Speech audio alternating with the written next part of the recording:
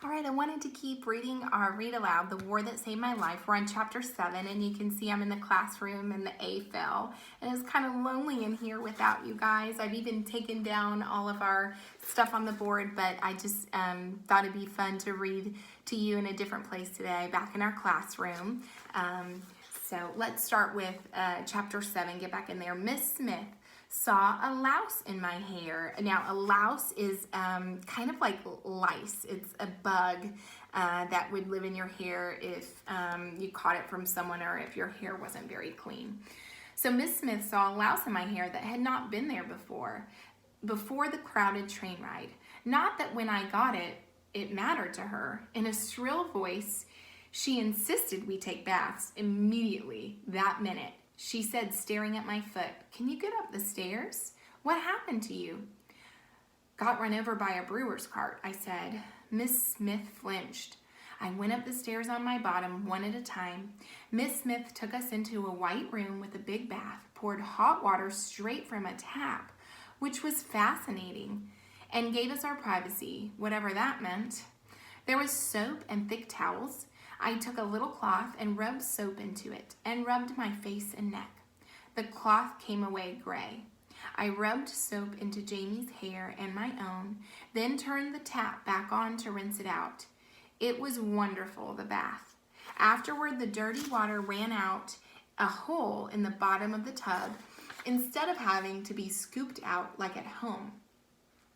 Jamie Clean grinned from inside a white towel. I wrapped a towel around myself and let my hair drip onto my shoulders.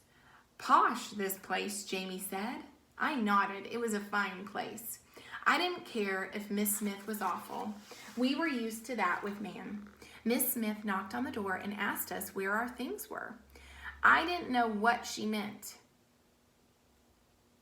I lost my place. We'd finished the food I'd brought, and I'd left the empty paper bag on the train. "Your other clothes," she said. "You can't possibly put what you were wearing back on." The other kids on the train had parcels. A parcel is like a package. "Not us," I said. "We're going to have to. That's all we've got." She opened the door and looked me up and down. I stuck my right foot behind my leg, but it was too late.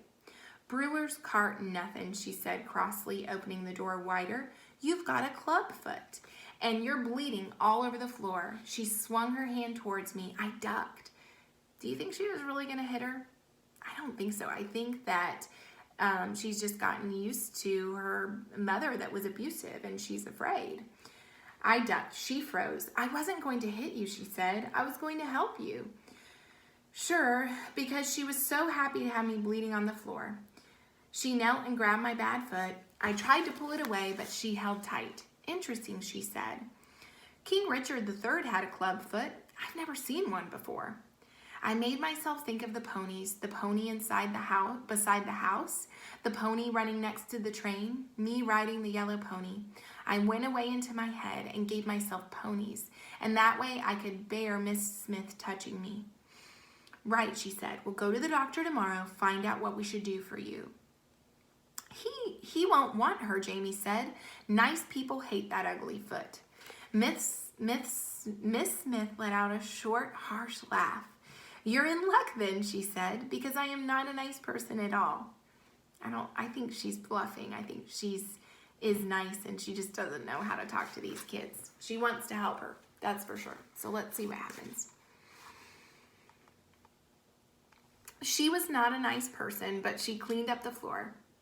She was not a nice person, but she bandaged my foot in a white piece of cloth and gave us 2 of her own clean shirts to wear. They hung past our knees. She combed or cut the tangles out of our hair, which took ages, and then she made a big pan of scrambled eggs. "It's all the food I have," she said. "I haven't been shopping this week. I wasn't expecting you." All the food she had, she said, except there was butter on the slightly stale bread and sugar in the tea. The eggs looked slimy, but I was hungry enough to eat anything, and they tasted fine. When I wiped my plate with my bread, she gave me another spoonful of eggs. "What am I supposed to do with you?" she asked. It was such an odd question. "Nothing," I said. "Ada stays inside," Jamie offered. "I take care of him," I said. "You won't have to." Miss Smith frowned. How old are you? This question made me squirm.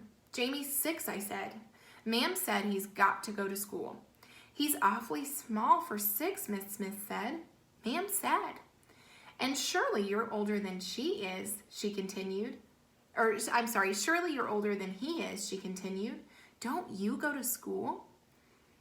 Jamie said, not with that ugly foot. Miss Smith snorted. That foot's a long way from her brain. She tapped her knife against the edge of her plate. Birthdays when? Names? Real names, not this Smith nonsense. Ada and Jamie, I said. Ada and Jamie, I said. Smith, that's all I know. She glared at me. I glared back. After a few moments, her gaze softened. You really don't know. I looked at the eggs on my plate. I asked once. I said, Ma'am said it didn't matter. Miss Smith drew in her breath. Okay, she said. Jamie's 6. You're older. Shall we say 9? I couldn't tell by her voice how angry she was. I shrugged. 9 was fine. I knew my numbers, 8, 9, 10. I'll write your parents, Miss Smith said. Lady Thornton will get me their address and I'll write them. They'll tell me. She looked us up and down. What does your father do? Nothing, I said. He's dead. Dead for years, either that or gone. I don't know which. If I squeezed my eyes shut and concentrated, I thought I could remember him, but only as a sort of blurry shadow. A tall man, quiet, not like ma'am. Oh, said Miss Smith, I'll write your mother then. Miss Smith was not a nice person, but the bed she put us in was soft and clean, with smooth, thin blankets and warm, thicker ones. She pulled the curtain across the window to shut out the light. I was so tired. Miss, I asked, whose is the pony? I had to know before I went to sleep. Miss Smith paused, her hand on the curtain. She looked out the window. His name is Butter, she said. Becky gave him to me. Who's Becky? Jamie asked, but she didn't reply.